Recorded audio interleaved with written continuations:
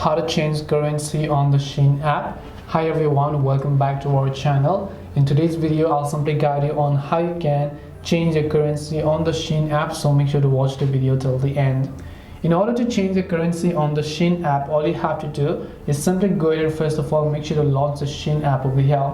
Once you launch the Shein app, you're going to see this type of interface where you want to make sure that you're logged into the account. Then you want to just make sure to tap the Me option from the bottom right of the screen.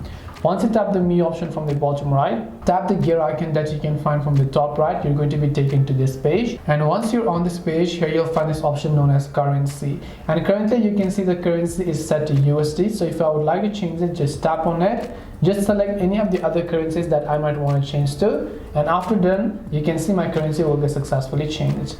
This way I can change my currency on the Shein app. Hope this video was very helpful. If it did help you, make sure to leave a like and subscribe to the channel. If you have got any more questions, feel free to leave them down. Thank you for watching and see you in the next video.